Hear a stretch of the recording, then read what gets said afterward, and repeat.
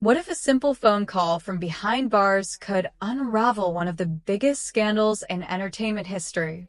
That is exactly the question gripping the internet right now, as a reportedly leaked jail phone call involving Sean Diddy Combs has sent shockwaves through social media and beyond. On the surface, the call sounds almost laughably ordinary. A man behind bars talking to his son about pizza boxes and recycling plastic. Nothing alarming. Nothing suspicious. Just a father checking in, or so it would seem. But when Jaguar Wright got hold of this recording, she did not hear a casual domestic conversation. She heard something else entirely. Something coded, deliberate, and deeply troubling. And once she started decoding it, the pieces began falling into place in ways that have left thousands of listeners absolutely stunned. Jaguar Wright has spent years positioning herself as one of the most outspoken voices willing to call out the dark underbelly of the music industry. She has made claims that many dismissed as outrageous, as exaggerated, or as the ramblings of someone with a personal vendetta. But time and again, the developments in the Diddy case have circled back to things she said long before they became headlines. So when Jaguar Wright says she hears something sinister in that jail call, people are no longer so quick to laugh her off. The mention of pizza, she argues, is not about food. In certain underground circles, and this has been documented across law enforcement investigations globally, the word pizza has long been used as coded language to describe the trafficking and arrangement of underage individuals. The boxes, she says, are not cardboard containers sitting in a kitchen somewhere. They are something far more disturbing.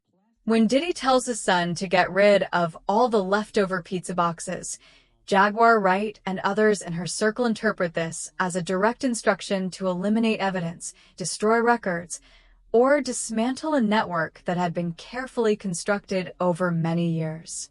And the location matters here.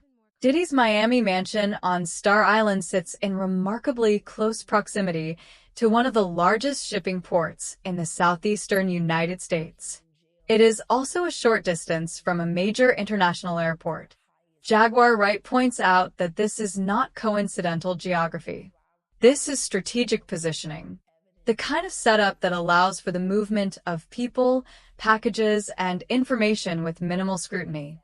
Add to that the now widely reported existence of underground tunnels beneath Diddy's properties, and the picture Jaguar Wright is painting becomes increasingly difficult to dismiss. She is not alone in drawing these connections.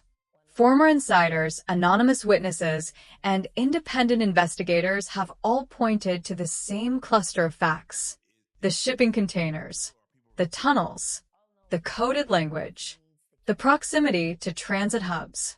And now, a phone call that Jaguar Wright believes was never meant for public ears, but carries within it the blueprint of a cleanup operation set in motion the moment Diddy knew his world was about to collapse. Paragraph 2. But the pizza boxes are only the beginning of what Jaguar Wright is unpacking from this leaked call. The second element that has captured her attention, and the attention of tens of thousands of followers across multiple platforms, is the instruction to recycle the plastic.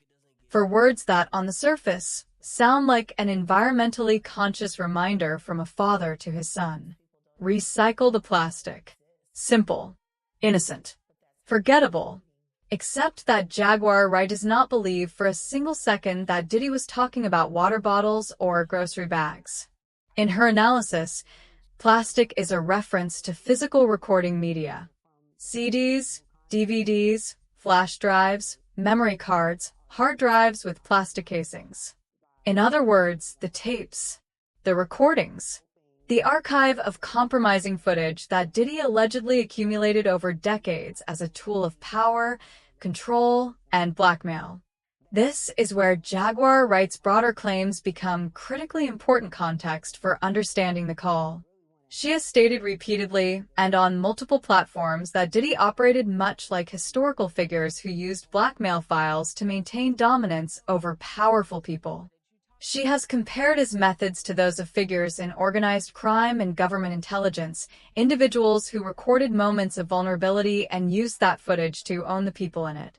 And according to Jaguar Wright, the library of recordings Diddy allegedly possesses is not small. It is vast. It includes figures from music, film, business, and politics. People who would have enormous motivation to ensure those recordings never surface publicly.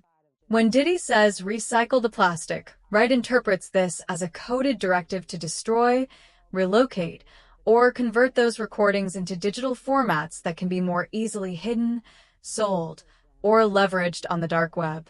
She has spoken at length about her belief that some of this footage has already been sold through encrypted dark web marketplaces, with transactions conducted in cryptocurrency specifically to avoid detection. A witness who recently came forward in the broader Diddy case claims to possess 8 flash drives containing recordings of various celebrities, with some of the individuals on those recordings appearing to be minors or visibly intoxicated. This witness also reportedly has access to what appears to be a manuscript connected to the late Kim Porter, Diddy's former partner, and the mother of several of his children. Jaguar Wright has long maintained that Kim Porter's death was not the result of pneumonia, as officially reported, and that Porter was in the process of completing a tell-all memoir that would have exposed details too dangerous for certain powerful people to allow into the public domain. The manuscript now reportedly in circulation allegedly begins with a promise made to Kim by a trusted confidant, a woman who swore that if anything happened to Kim, she would ensure the book reached the world. Jaguar Wright sees the mention of plastic in Diddy's jail call as directly connected to all of this.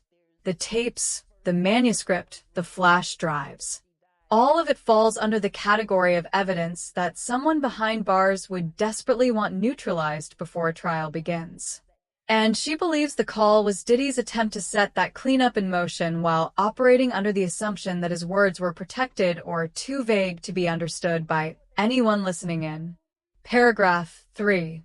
Perhaps the most explosive dimension of Jaguar Wright's decoding of this jail call is not what it reveals about Diddy alone, but what it allegedly points to about the people around him. Because Jaguar Wright has never framed Diddy as a lone actor. She has consistently argued that he operated as part of a broader ecosystem of powerful men in the entertainment industry, men who attended the same gatherings, participated in the same activities, and now share the same desperate interest in making sure the full truth never emerges from a courtroom. Chief among the names she invokes is Jay-Z, born Sean Carter, one of the most successful and influential figures in the history of hip-hop and the broader entertainment business. Jaguar Wright has been vocal in her claim that Jay-Z's silence throughout the escalating Diddy scandal is not the silence of an innocent bystander staying out of someone else's drama. It is, she argues, the